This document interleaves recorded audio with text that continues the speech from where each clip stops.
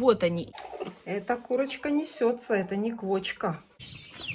Вот, вы видите сами, становится цыплятам очень тесно. Я все это понимаю, вижу. Это опасно. Опасно тем, что может начаться расклев. И планирую в ближайшее время переселить этих цыплят уже в курятник. Потому что это нужно делать уже срочно. И как раз сейчас хочу ответить на вопрос. Мне задали вопрос про чубатого доминанта. Яйцо инкубационное, Чехия, я покупала. И вы правильно подметили, действительно, у этого чубатого доминанта Чехия чубчик вылазит маленький сразу. И он чуть появляется попозже. А у моих чубатых кур, от моих кур, сразу видно чубчик. А вот у чубатого доминанта Чехия чубчик вылазит попозже. Он сразу небольшой.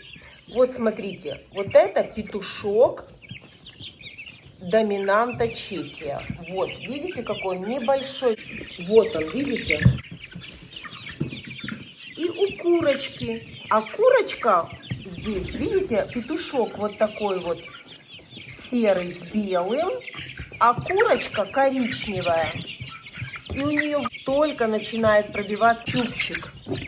Вот его курочка. Видите? Вот такой небольшой чубчик. Сразу большого нету.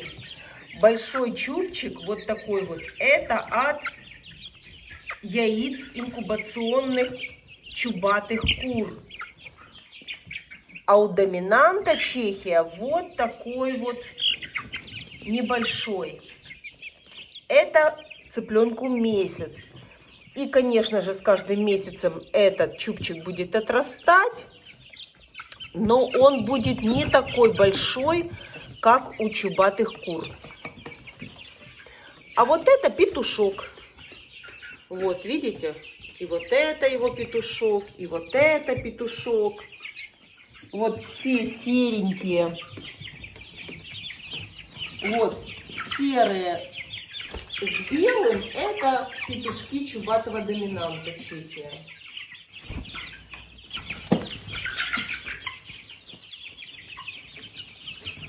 А вот доминант, несущий зеленое яйцо. Вот эта курочка. Они бывают в сером цвете и в коричневом. Кушают они у меня только комбикорм. В состав комбикорма входят все необходимые витамины, микро-, макроэлементы. И вот можете видеть, как быстро растут цыплята.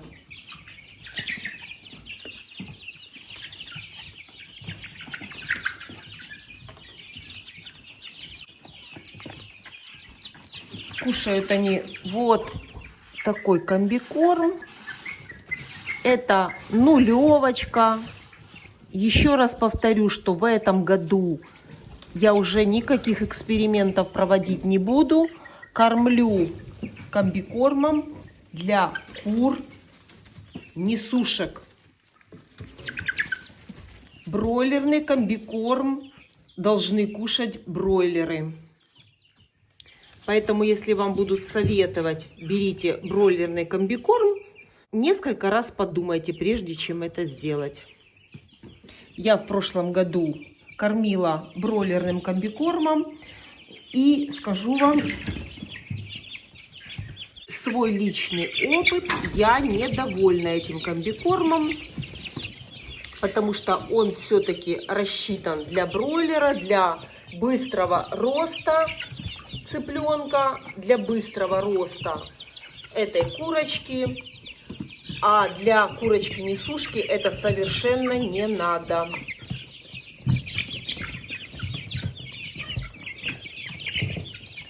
Поэтому теперь никаких экспериментов. Вот так вот, как я кормила таким кормом для кур-несушек, так и теперь я это делаю.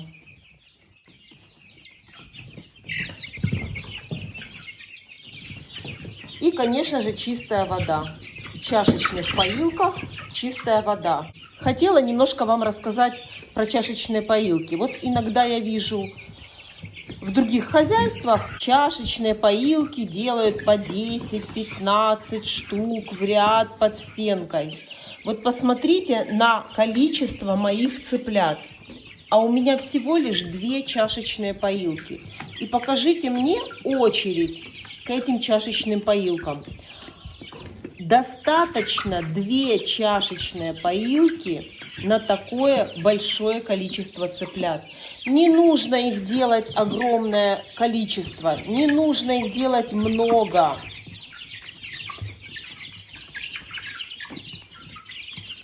Вот вы видите, как 2 штуки поят всех моих цыплят.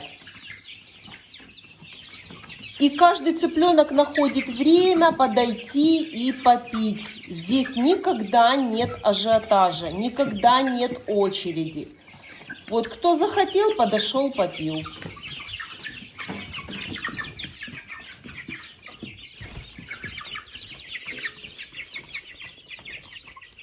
Это очень важный момент, потому что многие делают 10-20 этих штук чашечных поилок. Абсолютно нет необходимости делать их много. Во-первых, эти поилки нужно всегда держать в чистоте. Нужно всегда протирать. А когда делается 20 их штук, я не уверена в том, что санитарное состояние воды, которая находится в этих чашечных поилках, контролируется.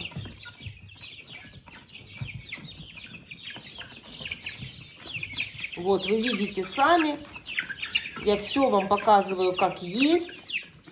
2 штуки достаточно.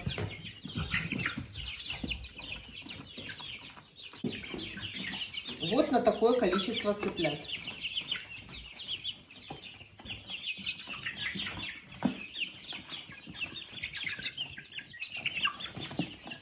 Ну и теперь посмотрите, что значит порода. Вот это джерсийский гигант. И видно по нему, смотрите. И по нему видно, смотрите, как он отличается от остальных цыплят. Огромный цыпленок. Огромный цыпленок.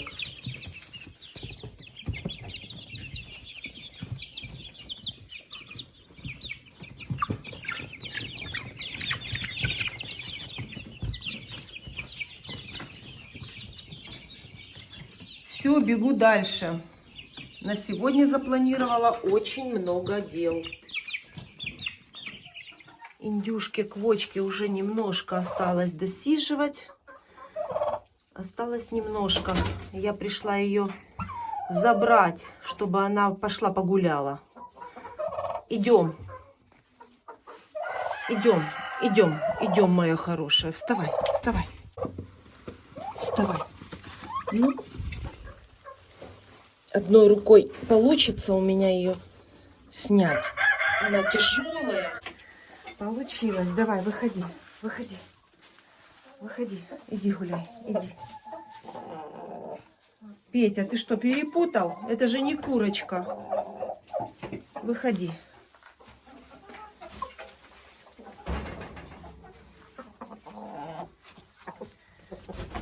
Пошла, пошла гулять.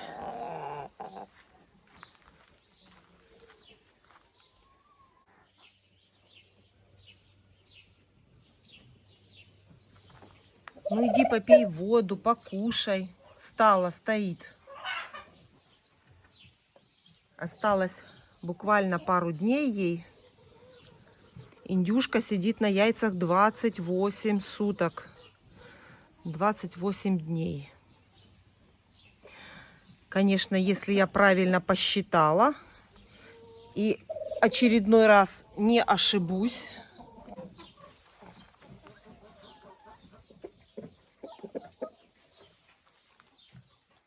Вот видите?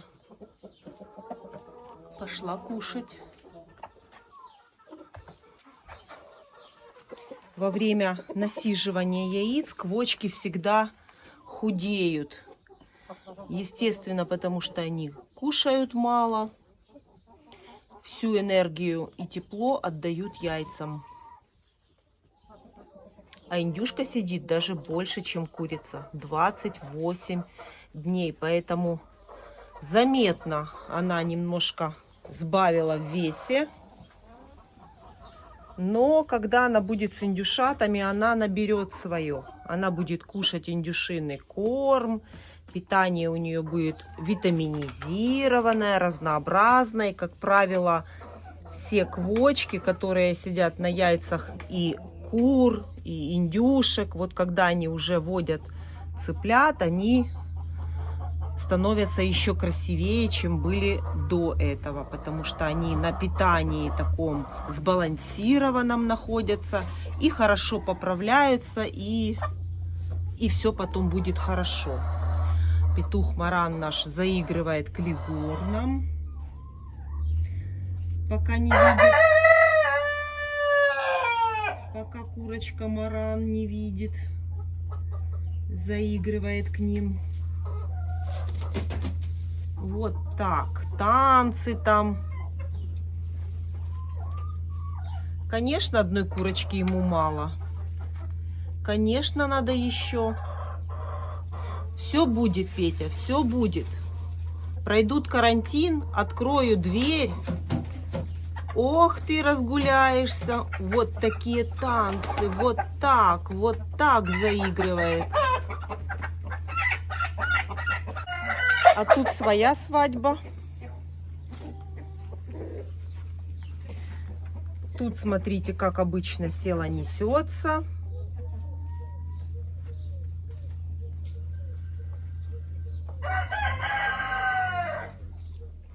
Немножко ее отправила походить, чтобы она сходила в туалет. Потому что, естественно, надо пройтись для этого, походить. И вот сейчас этот процесс будет. А вот эта красотка зовет индюка. Присаживается и зовет.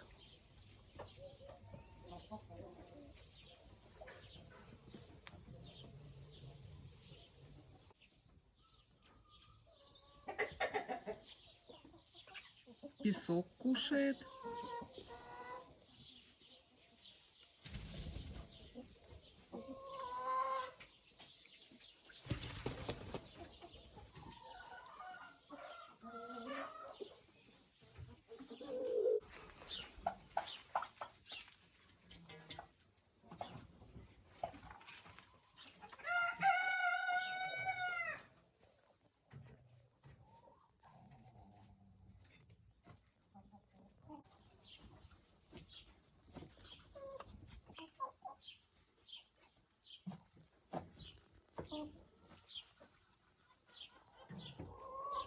Ну что, пошли уже, хватит. Хватит уже, давай, заходи. Заходи к яйцам. Ты там по одной штучке выбираешь? Давай идем уже к яйцам. Идем, идем. Давай, заходи, заходи. Заходи.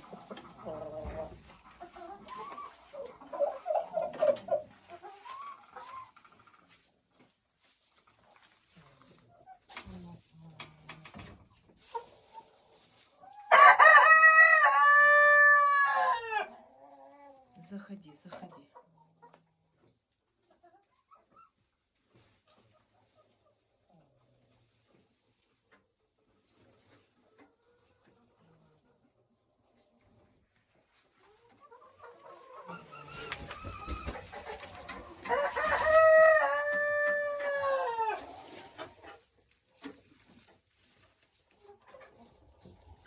Смотрите, как красиво зарастает спинка. Как новенькая. Вот такая уже красивая становится.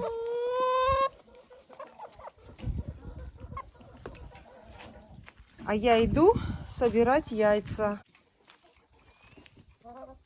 И вижу, что на выгуле 2 индюшки, значит, 3-я сидит в гнезде. Ну, ничего страшного. Я заберу. И так яйца заберу.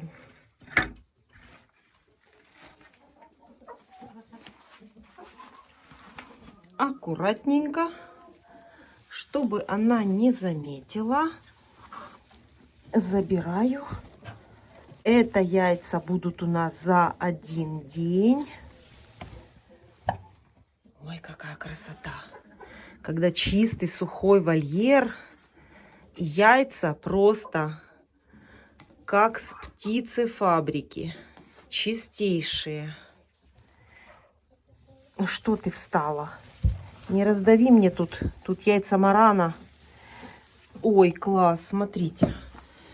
Яиц марана 2 штучки. Это значит, что я их положу под квочку. Ты уже? Ну, выходи. Все собрала, все. А я уже все собрала.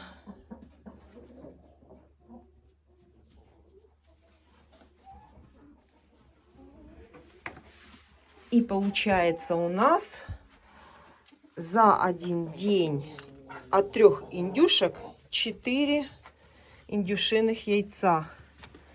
Как такое может получиться? А такое может быть запросто получиться, потому что я уезжаю отсюда в обед, и индюшка могла снести в день моего отъезда яйцо и на следующий день.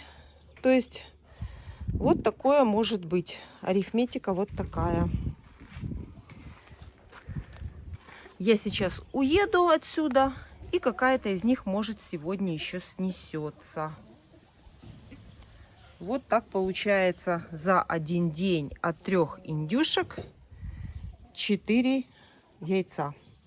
А 2 яйца марана это как раз мне будет под квочку. Посмотрю, что у фаверолей. Здесь петушок и курочки фавероли.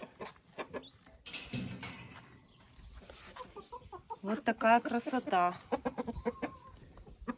Это вот такие курочки, у которых есть ушки. И у фаверолей 5 пальцев. Вот, 5 пальцев. Это отличительная особенность вот таких красивых кур фавероль.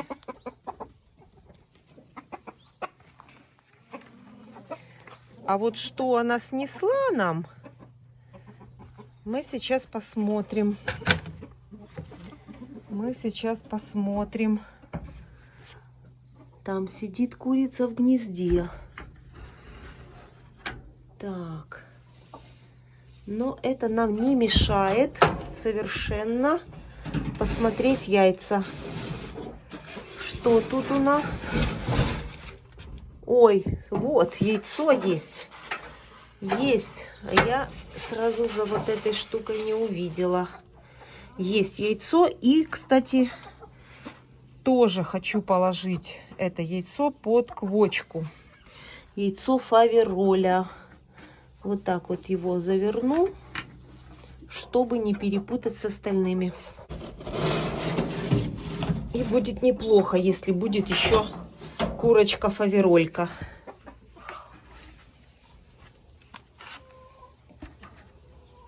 Вот такая красавица. Петушок, конечно, тоже будет неплохо, но лучше курочка.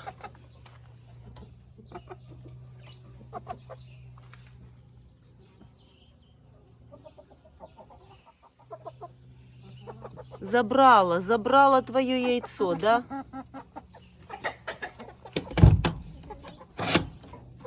Ничего, если все будет хорошо, то будет цыпленок. Иду в вольер к чубатым курочкам. И уже в этом вольере они буквально последнее время. Потому что в следующий раз я приезжаю, объединяю всех кур и пересаживаю в этот вольер уже цыплят. Буду здесь все мыть, чистить, убирать. И буду переселять сюда цыплят. Так, в верхних гнездах нету.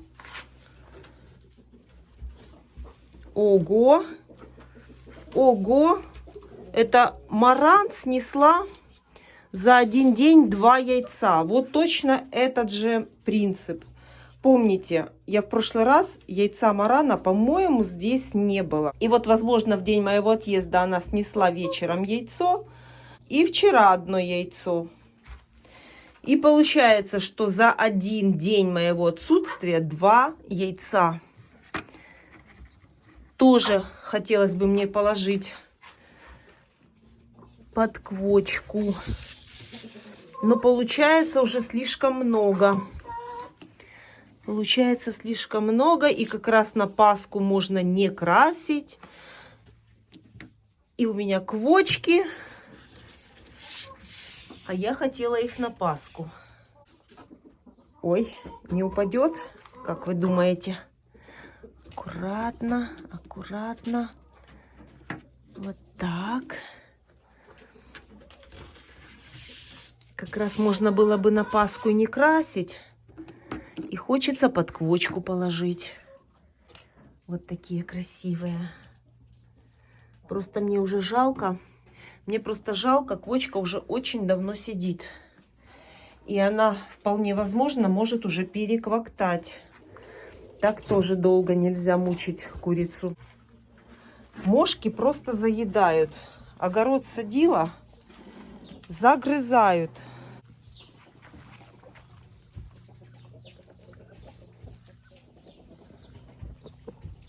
Вот курочка марана у меня старенькая. И вот она несет вот такое яйцо. Вот, видите, большое, красивое. Вот она, курочка маран. И вот вероятно, что цыпленок будет с чубом, потому что у меня 2 здесь петуха чубатых. И это будет помесь от этих кур. И у них уже будет вот такое яйцо. Несет курочка, которую я вывела от петуха марана с моей чубатой курочкой. Немножко светлее тон, вот, но тоже вполне красивый цвет. Шоколадный цвет яйца.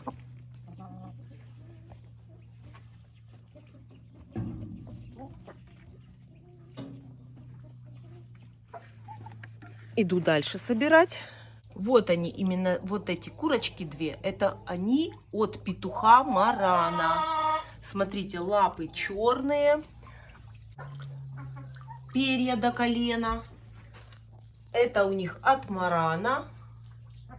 Вот, видите, какие получаются красивые курочки. И вот они несут вот такие тоже шоколадные яйца. Мы сейчас посмотрим, снесли они нам шоколадные яйца. В этом гнезде нету. Это яйца за один день. Так. Вот голубое яйцо чубатого доминанта. Чехия.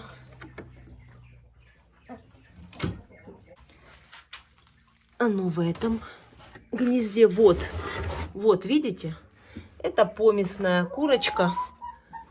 Вот она с петухом мараном. Вот она одна, и вон она вторая. Вот они несут уже вот такое яйцо. Оно очень похоже на яйцо марана, а на самом деле это помесные курочки. Так. И верхнее гнездо, где сидела квочка, одно яйцо. И, по-моему, не одно. А здесь сидела курица, я вам показывала ее. Вот тут она сидела. Вот, снесла. Это все нужно убрать сейчас. Вот так вот. На помете задерживается, естественно, яйцо и не скатывается. Вот, смотрите. Вот это количество яиц у меня за один день.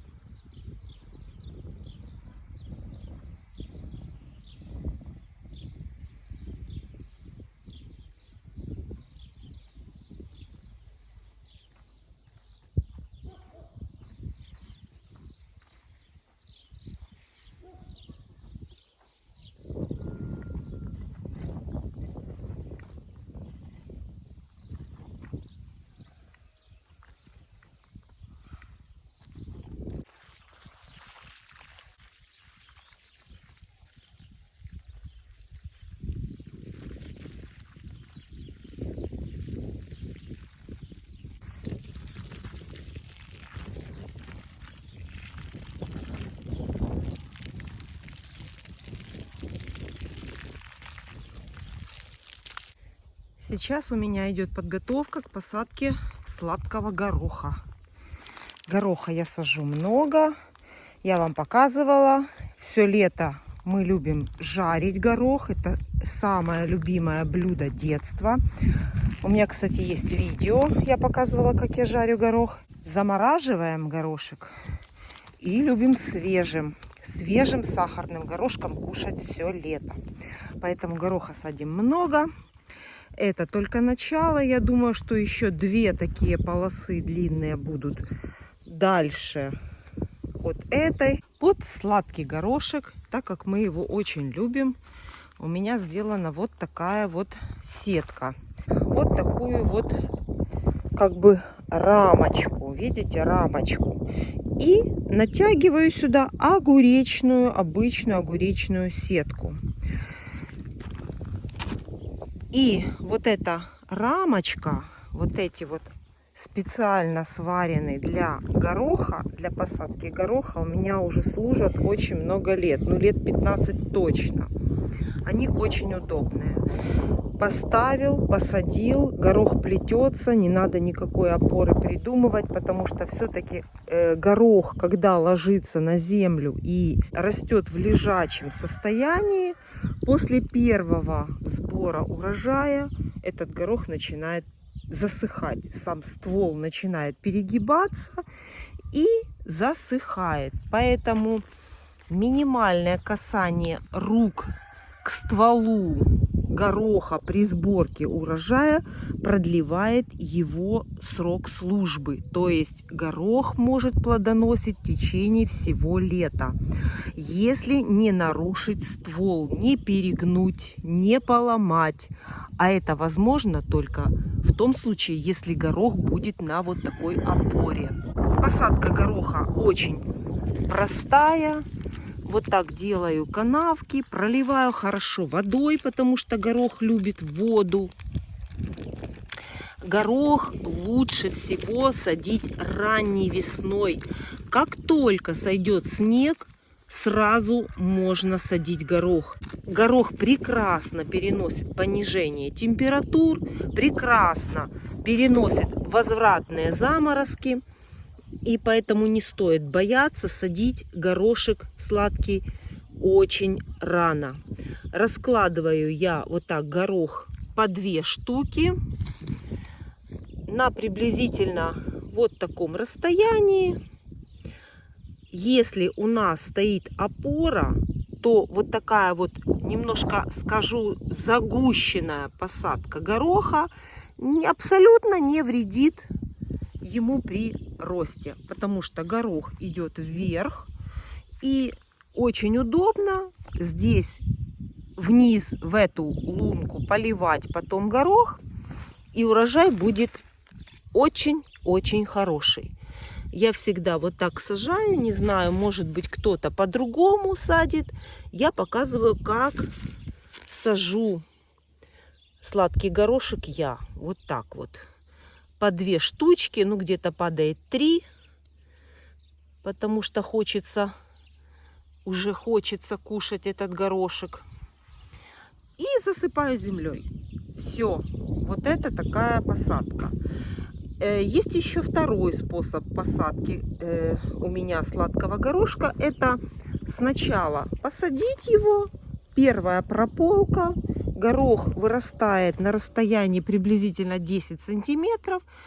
Прохожу первую прополку, делаю от бурьянов, а потом только ставлю опору. Бывает у меня такие 2 способа. Или сначала я ставлю опору, тогда немножко полоть горох будет неудобно, потому что вот здесь вот будет бурьян, но все это возможно. Поэтому у меня будет вот такая комбинированная посадка. Это когда опора уже стоит, а дальше 2 ряда у меня будет без опоры. Опора будет ставиться позже, когда горох уже взойдет. Все. Высаживаю сладкий горох. Если будут какие-то вопросы по посадке, задавайте, с удовольствием отвечу.